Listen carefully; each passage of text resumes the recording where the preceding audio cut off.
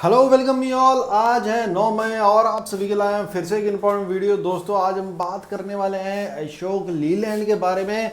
तो अशोक लीलैंड के क्वार्टर 4 की एक्सपेक्टेशन क्या है वो मैं आपके सामने रखना चाहूँगा। तो मैं चाहूँगा आप वीडियो को पूरा देखिए, केयरफुली देखिए और इन छोटी छोटी बातों को पूरा नोटिस करिए और हम साथ ही साथ इसके चार्ट पे भी एनालाइज करेंगे आगे हमारे को इसमें अभी क्या स्टेप लेना चाहिए। तो रिजल्ट के आने से पहले आपको हो जाना है तैयार और उसी लिए लाया हूं मैं ये वीडियो। तो आपके सामने सबसे पहले मैं इंफॉर्मेशन रखना चाहूँगा इस जनवरी की 2020 की, जहां व्हीकल्स की सेल हुई थी लगभग 11,850 यूनिट्स। और अगर हम कंपेयर करें पिछले मंथ के हिसाब से तो जहां 19,741 यूनिट सेल हुई थी, ये है दिसंबर। और अगर इसमें कंपैरिजन देखोगे ना आप जनवरी में, तो लगभग 40% हमारे को डिक्लाइन देखने को मिला था। अगर हम बात करें इसके 2019 की जनवरी की, तो 18,533 यूनिट बिके थे। तो आप देखोगे जनवरी में लगभग अगर ईयर ऑन ईयर बेसिस की बात करें तो यहाँ भी हमारे को डिक्लाइन देखने को मिल रहा है। और अगर हम दिसंबर की बात करें तो वहाँ भी हमारे को डिक्लाइन देखने को मिल रहा है। डिक्लाइन अगर हम मंथ की बात करें तो लगभग 40% का डिक्लाइन देखने को मिल रहा है। अगर हम ईयर ऑन ईयर बेसिस की बात करें तो लगभग 33% हमारे को डिक्लाइन देखने को मिल रहा है।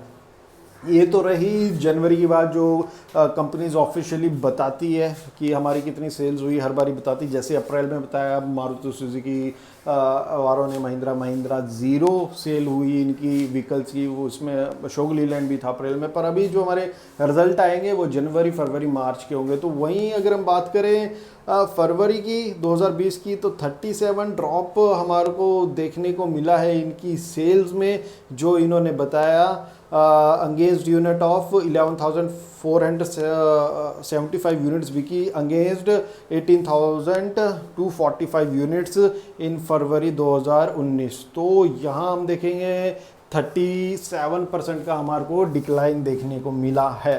तो जनवरी में देखा हमने डिक्लाइन लगभग 33% का ईयर ऑन ईयर बेसिस। और वहीं फरवरी में देख रहे हैं हम क्या बोलते लगभग 37% का डिक्लाइन। और वहीं अगर हम बात करें ये तो 2019 का ही डाटा है। और वहीं अगर हम बात करें लगभग 2020 के मार्च की जो लास्ट क्वार्टर है, यहाँ तो भाई साहब पहले ही डिप हो चुका था। लगभग 93% हमारे MNHCV ट्रक्स में हमारे को ड्रॉप्स, इतनी सेल्स देखने को मिली थी। मात्र 899 यूनिट्स हमारे को बिकने हुए दिखी थी। लगभग मतलब कि जहाँ 13,134 यूनिट बिका करते थे ईयर एगो, वहाँ बहुत ही ज़्यादा बुरी हालात रही, 93% इसमें। और लगभग सेल बिजनेसेस की लगभग 71% हमारे को ड्रॉप होती हुई दिखी, जहाँ सिर्फ मात्र 599 यूनिट्स बिके इस साल मार्च में। और वहाँ अगर ईयर एगो की बात करें तो 2101 यूनिट्स बिके थे।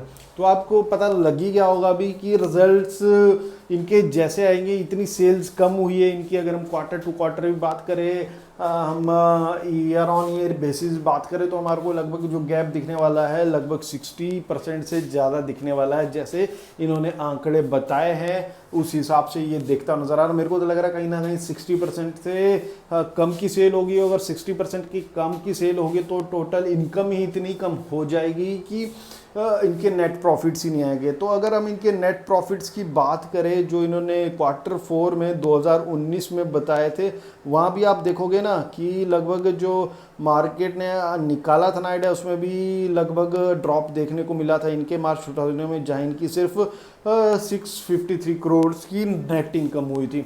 तो अब 653 इन्होंने पिछले साल कमाए थे। अब आप इसमें निकाल लो, इसमें हमारे को 60 to 70% और ड्रॉप देखने वाला है।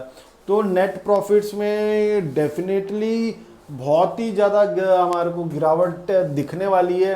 अब एक्सपेक्टेशन मेरी तरफ से यही रहेगी कि इनके प्रॉफिट, जितना मैं बता रहा हूँ कि इसमें भी हमारे को मतलब ये तो हमारी सेल्स होगी 70% कम होगी, फिर इनके ऑपरेटिंग मार्जिन वाले टोटल एक्सपेंसेस वाले बहुत कुछ जुड़ेगा। मुझे कहीं ना कहीं लगता है कि अगर इनके रिजल्ट्स पॉजिटिव में भी आए तो वो मतलब कि अच्छी बात होगी कहीं ना कहीं अशोक लीलैंड के लिए। कम से कम ये नेगेटिव में रिजल्ट्स में नहीं आने चाहिए। तो आप को अब थोड़ा सतर्क हो जाना चाहिए, क्योंकि इनकी जो रिपोर्ट्स आई है लगातार इनकी सेल्स में इतनी बड़ी गिरावट आई है, और गिरावट के बावजूद अगर हम कंपैरिजन करें सब कुछ निकाल के, तो कहीं ना कहीं मेरे को लगता है कि ये थोड़ा सरवाइव करना मुश्किल हो जाएगा अशोक लीलैंड को, कि पॉजिटिव में रिजल्ट दिखाने के लिए थोड़ा टफ दिख रहा है मेरे को इस टाइम अशोक लीलैंड में। तो मैं चाहूँगा आप इस टाइम अलर्ट्स हो जाइए इस शेयर में।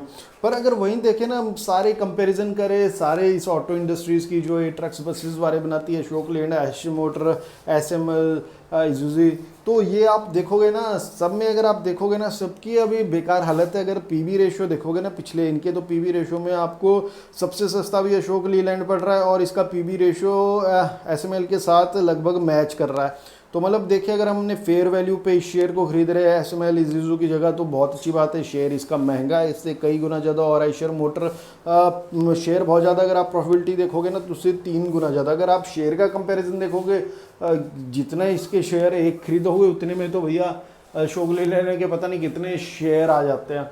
तो अगर हम देखें तो हमने चूज़ तो ढंग की कंपनी की है, कि अगर ऑटो इंडस्ट्रीज़ में ग्रोथ आई, जैसे ही ग्रोथ आई तो ये भी एक फिर से बिजनेस पकड़ेगी, और इसमें एक कैपेबिलिटी है कि ये फिर से भागता हुआ दिख सकता है। पर अभी है रिजल्ट 4 की बात, तो रिजल्ट 4 से हमारे को पहले क्या करना चाहिए, हम उसमें बारे में बात करेंगे, और वहीं इन्वेस्टर्स, बड़े इन्वेस्टर का क्या राय है इस शेयर के ऊपर वो भी हम जानेंगे। तो आप देखोगे ना 2019 क्वार्टर टू बेसिस पे हमारे पास कंपैरिजन है, दिसंबर 2019 और मार्च 2020। तो आप देखोगे FIs लगभग 2.30 होल्डिंग इससे अपनी कम करता हुआ नज़र आ रहा है। म्यूचुअल फंड इंक्रीज करते हुए नज़र आ रहे हैं काफ़ी ज़्यादा, लगभग 2.47, और वहीं इंश्योरेंस कंपनीज कम करते आ रही है, नॉन इंस्टीट्यूशनल भी कम करते हैं। हमारे जैसे भी कई इन्वेस्टर्स है जो इसमें कम करते हुए नज़र आ रहे हैं, अपनी होल्डिंग पैसा बाहर निकालते नज़र आए। वहीं अदर लगभग इंक्रीज, और अदर DIs भी डिक्रीज करते नजर आए। तो यहाँ प्रमोटर की प्लेज होल्डिंग भी है लगभग 9.26%। टोटल ऑफ जितनी इनके पास होल्डिंग है 16.94%। अगर इसको हम 100% करें उसमें से इसमें 9.26 इनकी प्लेज है, मतलब गिरवी रखी है। ये कहीं ना कहीं अच्छी बात नहीं है अशोक लीलैंड के लिए।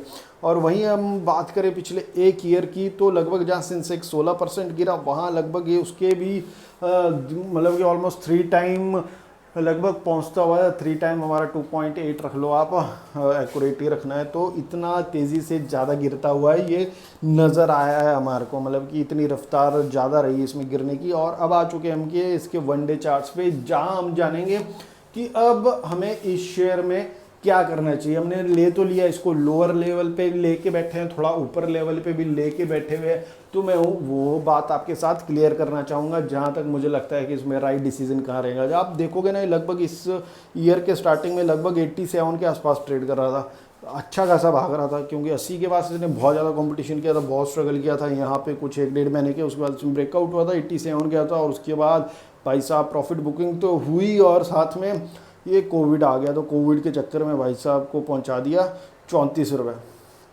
पहुंच गया। फिर अब देखोगे आप एक अप ट्रेंड पे शेयर चला हुआ है, जहां इसके 20 डेज़ के सिंपल मूविंग एवरेज, 50 डेज़ का, 100 डेज़ का, 200 डेज़ के सारे सिंपल मूविंग एवरेज ना इसके ऊपर चले हुए ऑलमोस्ट, और शेयर चला अप ट्रेंड पे, जो अच्छी बात है। जब शेयर कोई चढ़ता है ना तो ऐसे नहीं चढ़ता वो एकदम से, तो यूँ चढ़ता हो, सीढ़ी होती है ना, 1 स्टेप्स होते हैं, स्टेयर्स होते हैं यूँ करके।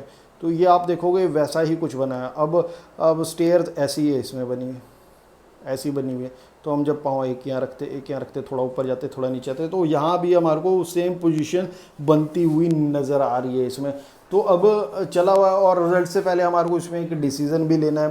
तो डिसीज़न हम देखें तो बॉलिंजर बैंड के अकॉर्डिंग देखें तो अभी ये लगभग सपोर्ट ले रहा है अपने मिडिल लाइन का, और इसने पहले भी कई बार अपने मिडिल लाइन का, पिछले अगर हम ट्रेडिंग की बात करें 15-20 दिन की, तो इसने मैक्सिमम टाइम अपने जो इसकी बेस लाइन है बॉलिंजर बैंड की, यहाँ पे सपोर्ट लेता हुआ नज़र आ रहा है, और ऊपरी तरफ को ये ट्रेड करता नज़र आ रहा है। तो ऊपर इसके बॉलिंजर बैंड के अकॉर्डिंग ये 50 पे हमारे को 50.80 पैसे हमारे को जाता हुआ ये टच हो सकता है, बॉलिंजर बैंड ऐसा दिखाता है। और लोअर से लोअर अभी ये 42 दिखा रहा है, कि अगर इसमें गिरावट आई है तो 42 तक जा सकता है। पर अभी आप देखोगे ना चांसेस, तो यहाँ पे मिडल लाइन दिख रही ब्लू कलर की आपकी, ये इसके 20 डेज़ का सिंपल मूविंग एवरेज होता है। तो इस पे ये लगातार एज ए स्ट्रॉन्ग सपोर्ट इस पर बना हुआ है। पिछले कुछ टाइम से अगर आप देखोगे तो यहाँ से वापस जाने की इसमें पॉसिबिलिटी मेरे को कहीं ना कहीं फिर से एक बारी नज़र आती हुई दिख रही है। जैसे तो स्टेप चढ़ते ना, तो स्टेप चढ़ते चढ़ते फिर से ये ऊपर जाएगा। तो वहीं अब रही Q4 रिजल्ट से पहले की बात, लगभग जो हमारा पहला टारगेट है 61.8%, तो यही टारगेट आपने रखना है सभी दोस्तों ने जिन्होंने इसको लोअर भाव पे ख़रीदा है। अगर रिजल्ट्स इसके कुछ अटपटे आए, मोस्टली अगर पॉजिटिव में नहीं आए, तो हमारे को फिर से नीचे जाता हुआ ही शेयर दे सकता है और हम इसको फिर से नीचे के भाव में फिर से ले सकते हैं। पर हमारे को क्या होता है, time to time profit booking करनी होती है, क्योंकि मार्केट कंसिस्टेंट नहीं है कि आप शेयर चढ़ रहा है तो चढ़ ही रहा है, उसमें गिरावट भी हो सकती है, पर हमारे पास हमेशा एक लेवल होना चाहिए। तो मेरे अकॉर्डिंग जो मुझे लगता है कि इसमें हमारे को लेवल्स देखने चाहिए वो लगभग 54-65 पैसे के आसपास। तो आप इसको 53 के आसपास भी निकाल सकते हो। आप पहले देखोगे ना, ये लगभग 54 के आसपास पहुंच ही गया था, तो यहाँ पहले ही प्रॉफिट बुकिंग स्टार्ट होने लगी, क्योंकि सब अपने टारगेट्स रखते हैं, सब अलग अलग थ्योरम्स रखते हैं, कोई किसी का कुछ होता है, किसी का कुछ होता है। फेबोनेटिक रिट्रेसमेंट मैक्सिमम लोग इसको इंडस्ट्रीज़ में इसके थ्रू ही बुकिंग करते हैं। तो आप देखोगे ना, ये इस लाइन को टच भी नहीं किया, तो इससे पहले ही मतलब कि कहीं मेरा प्रॉफिट निकल ना जाए, शेयर नीचे आ ना जाए, इसलिए यहाँ पे इसमें पहले ही प्रॉफिट बुकिंग हो चुके हैं। पर कहीं ना कहीं अभी भी मेरे को इसमें चांस लगता है कि एक बार ये फिर से ऊपर जाएगा, डेफिनेटली 54-65 पैसे के पास। तो रिजल्ट से पहले आप, मुझे लगता है आपको इस लेवल के आसपास, जब आपको 51 के ऊपर से मिले, ये 52 के ऊपर से ही मिले, तो आपको यहाँ पे एक दिन चांस देखना है और अपनी प्रॉफिट बुकिंग कर लेनी है और वेट करना है इसके रिजल्ट्स आए। और मुझे कहीं ना कहीं लगता है इसके रिजल्ट्स जिस तरह हमारे दिखने वाले हैं, तो शेयर नीचे आएगा। एक तो इस वजह से आएगा क्योंकि यहाँ पे प्रॉफिट बुकिंग होगी, इसमें गारंटेड प्रॉफिट बुकिंग होगी, क्योंकि आप किसी और चार्ट में मैंने आपको जितनी बारी दिखाया, तो ये एक ऐसा बनता है कि यहाँ पे प्रॉफिट बुकिंग हमारे को हर बारी देखने को मिलती है और शेयर नीचे आता है। फिर अगर हम दोबारा से उस शेयर को खरीदे, तो हम एक बारी तो प्रॉफिट बुक कर चुके होते हैं उसमें, फिर हमारे पास दूसरी बारी चांस होता है और उसको सस्ते में खरीदने का।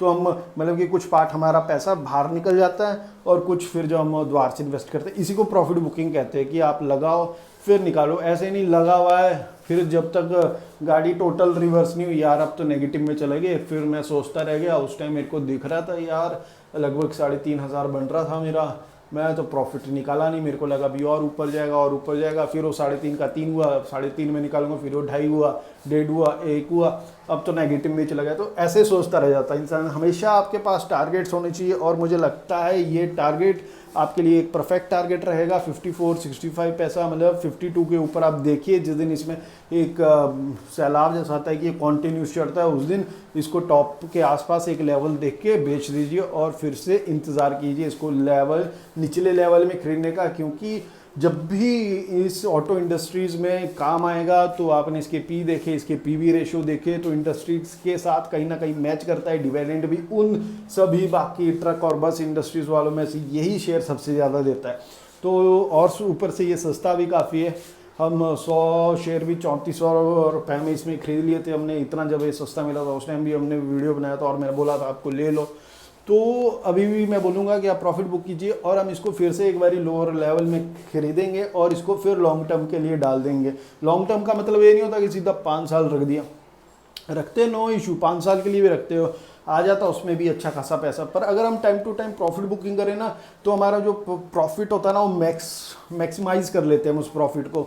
मैं ऐसा नहीं होता कि एक दिन 500 बना, हमने 500 निकाल लिया, फिर हम उसको 1000 गया 1000 पे निकाले, ऐसा कभी नहीं होता। क्योंकि शेयर ऊपर नीचे चलता रहता, हमारे को लेवल्स देख के उसमें प्रॉफिट बुक करने होते हैं और लेवल्स देख के हमारे को हमेशा उसमें घुसना होता है। तो मैं चाहूँगा अगर आप मेरी बात से सेटिस्फाई है तो वीडियो को यार एक बार ज़रूर लाइक कर दीजिए यार, मोटिवेशन मिलता है। इसी तरह आपके लिए मैं वीडियो लाता रहूँ और कमेंट सेक्शन में डेफिनेटली अपनी क्वेरीज पूछ लिए, मैं उसमें डेफिनेटली आपको रिप्लाई दूंगा, ये मेरा जॉब बनता है।